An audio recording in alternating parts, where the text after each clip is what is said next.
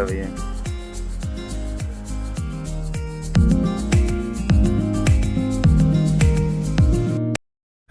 નમસ્કાર, આપની કોલેજમાં આજે ફાયર અવેરનેસ નું પ્રોગ્રામનું આયોજન કરવામાં આવેલ છે। આપ સૌ જાણો છો કે ઘણા લોકોને આગ લાગે ત્યારે શું પગલાં લેવા અને કઈ રીતના આગમાંથી બચવું એના વિશે માર્ગદર્શન હોતું નથી, જેના કારણે ઘણા બધા લોકો છે એ આમાં જીવ ગુમાવતા હોય છે।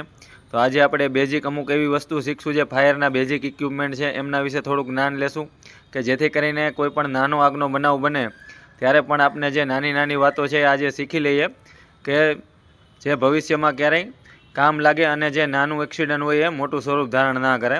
ખાસ તો ઘણી બધી જગ્યાએ આપણે એવું મને ધ્યાનમાં આવ્યું છે કે ઘણા લોકોને ફાયર બ્રિગેડનો નંબર પણ ખબર હોતી નથી અને જેના હિસાબે ઘણા જે નાના બનાવ હોય છે એ બનાવ છે એ મોટા સ્વરૂપ ધારણ કરી લેતા હોય છે, કેમ કે ફાયર બ્રિગેડનો કોન્ટેક કરવામાં ઘણા બધો સમય લાગી જતો હોય છે ફાયર બ્રિગેડનો નંબર ના ખબર હોવાને લીધે। તો ફાયર બ્રિગેડનો નંબર છે 101 અને બીજો ઇમરજન્સી નંબર પણ ડિક્લેર થવાનો છે ઓલ ઇમરજન્સી માટે 112। બીજું છે ફાયર એક્સટિંગ્વિશર કે જે ફાયર એક્સટિંગ્વિશર જ્યારે નાની આગ લાગી હોય ત્યારે જ જો તમને ફાયર એક્સટિંગ્વિશરનો ઉપયોગ કરતા આવડતો હોય તો ફાયર એક્સટિંગ્વિશર છે એ આગ બુઝાવવામાં ખૂબ જ મદદરૂપ થાય છે અને આગને જ્યારે નાની હોય ત્યારે તમે આગને બુઝાવી દો। પાવડર આવે ને એમાં જે બબલ્સ ક્રિએટ થાય એના કરતાં હાઈ ક્વોલિટીના બબલ્સ ક્રિએટ કરે, કેમ કે પાણી જે ભારે છે એટલે કોઈ પણ જે ફ્લેમેબલ લિક્વિડ છે એના ઉપર પાણી નાખશો તો પાણી છે એ નીચે બેસશે અને જે ફ્યુલ સળગે છે એને બહાર કાઢશે અને વધારે સ્પ્રેડ કરશે, બરાબર છે। એના માટે જે આ બબલ્સવાળું જે કેમિકલ હોય છે ફર્સ્ટ ફાયર ફાઇટિંગ ઇક્વિપમેન્ટ તરીકે ફાયર એક્સટિંગ્વિશર કે જ્યારે આગ નાની છે ત્યારે જ તમે ફાયર એક્સટિંગ્વિશર તમને બુઝાવતા આવડતી હશે તો આગ છે એ મોટું સ્વરૂપ ધારણ નહીં કરે। Water CO2 type fire extinguisher છે આ એ જે ખાસ કરીને A ક્લાસ ફાયર મેં તમને જે પ્રમાણે ક્લાસિફિકેશન કીધા A class, B class, C class, D class અને કિચન ફાયર, તો એમાંથી જે A ક્લાસ ફાયર છે એમની આગ બુઝાવે છે। તમે જુઓ તો અત્યારે ગ્રીનમાં કાંટો છે, મતલબ કે ફાયર એક્સટિંગ્વિશર ઓકે છે, એના પ્રેશર ગેજમાં ગ્રીન સિમ્બોલમાં એમનો કાંટો બતાવે છે। ફાયર એક્સટિંગ્વિશર ઓપરેટ કરવાની પાસ મેથડ હોય છે અને તમને કદાચ ભૂલાઈ જાય તો પણ એમાં જો સિમ્બોલમાં લખેલું છે એ દર્શાવેલ છે। તો જે ઘન કચરાની આગ છે એ આગ બુઝાવશે અને પાસ મેથડથી આ એક્સટિંગ્વિશરને ઓપરેટ કરી શકાય। સૌ પ્રથમ એના ઉપર જે સીલિંગ લાગેલું છે એ સીલિંગને દૂર કરો, ત્યારબાદ પાસ મેથડ મેં તમને કીધું તેમ પુલ ધ પિન, એમાં જે પિન લાગેલી છે તે પિનને બહાર કાઢો, એમ લો, જે જગ્યાએ આગ લાગેલી છે એમને ટાર્ગેટ કરો અને આગની એકદમ નજીક ના ઊભા રહો, આગ અને આપણી વચ્ચે થોડું ડિસ્ટન્સ રાખો, ત્યારબાદ એમ લગાડો, નિશાન લગાડો, જે આગ લાગેલી છે એને ટાર્ગેટ કરો, ત્યારબાદ ઉપરનું હેન્ડલ છે એને સ્ક્વીઝ કરો અને ત્યારબાદ રાઈટ ટુ લેફ્ટ સાઈડ એમને સ્વાઇપ કરતા રહો।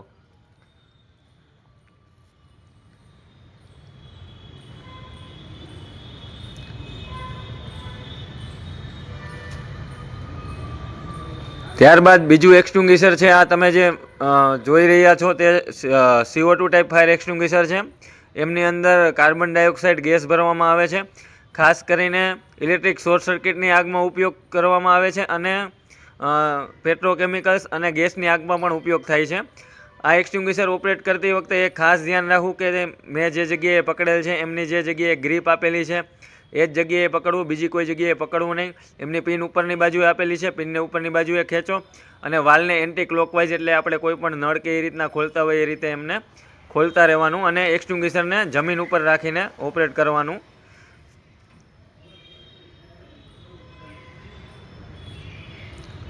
એમની જે પકડ એમની ગ્રીપ આપેલી છે એ જ જગ્યાએ પકડવાનું। જો અન્ય કોઈ પણ જગ્યાએ પકડશો તો તમારો હાથ છે એ ચીપકવાના ચાન્સ રહેશે, કેમ કે હાથ તમારો છે એ કોલ્ડ બંધ થઈ જાય, એટલો ખૂબ જ ઠંડો ગેસ હોય છે આમાં।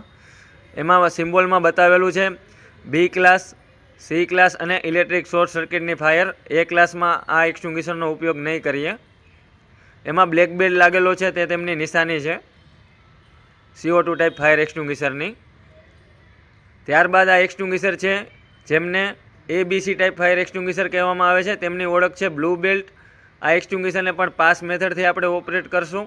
ઓપરેટ કરતી વખતે ખાસ આપણે પહેલાં ચેક કરશું કે એક્સટિંગ્વિશર ભરેલું છે, તેમનું પ્રેશર ગેસ જોઈશું આપણે।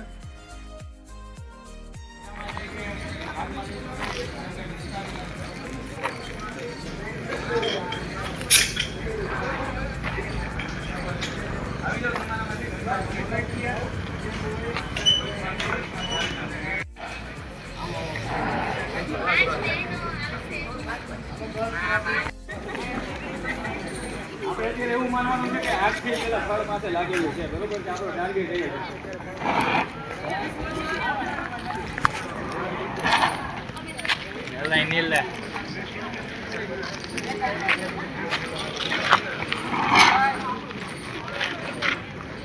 આટી કાઢી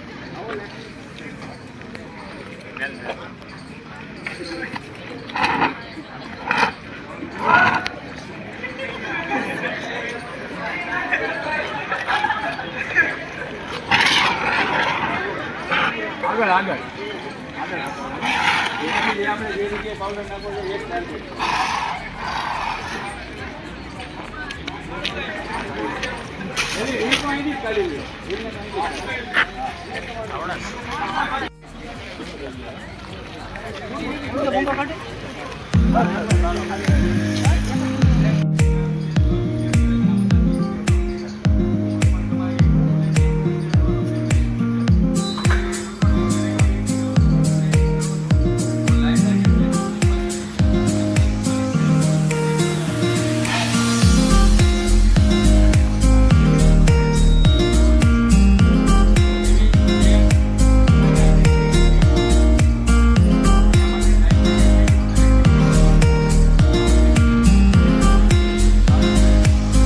કોઈ પણ કારણોસર તમારા કપડામાં આગ લાગી જાય છે, તમારા શરીર ઉપર આગ લાગે છે, એવા સમયે ભાગશો નહીં. કેમ કે જો તમે વધુ દોડશો તો ઓક્સિજન વધુ મળશે અને આગ છે એ વધુ ફેલાશે. તો સુરક્ષિત જગ્યા ગોતો, નીચે સૂઈ જાઓ અને આડોટવાનું શરૂ કરી દો. સ્ટોપ, ડ્રોપ અને રોલ શબ્દ યાદ રાખો.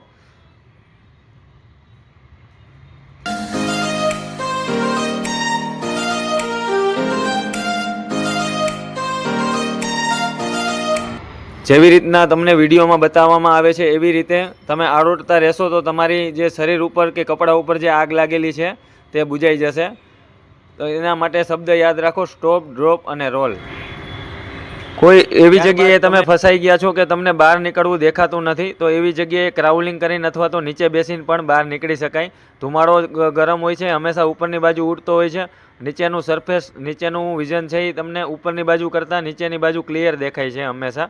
તો નીચેની બાજુથી નીકળવાનો પ્રયાસ કરો. ક્રાઉલિંગ ના આવડે તો નીચે બેસીને બહાર નીકળી શકો.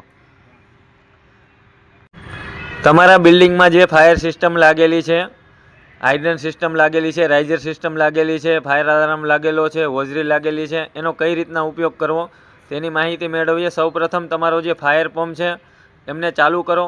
પંપ ચાલુ કરવાથી લાઇન છે એ પ્રેશરાઇઝ બની જશે. ત્યારબાદ છે હોઝ કનેક્ટ કરો, ફાયર હોઝ. અને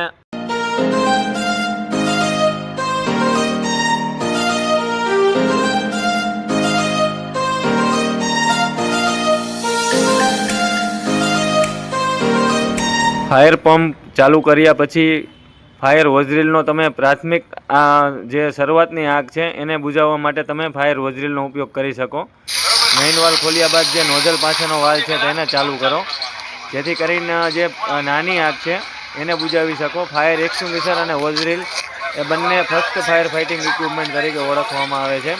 અને આ બંને એવા ઇક્વિપમેન્ટ છે કે કોઈ એક વ્યક્તિ પણ આનો ઉપયોગ કરીને જે શરૂઆતની પ્રાથમિક ધોરણે જે આગ લાગેલી છે તેને બુઝાવી શકે. ફાયર હોઝરીલનો ઉપયોગ કરતા હોય ત્યારે ખાસ ધ્યાન રાખવું કે કોઈ પણ વિદ્યુત પ્રવાહ ચાલુ હોય તેના ઉપર આપણે પાણીનો મારો ના ચલાવીએ. અને ફાયર હોઝરીલને ચલાવવું એ સાવ આસાની છે.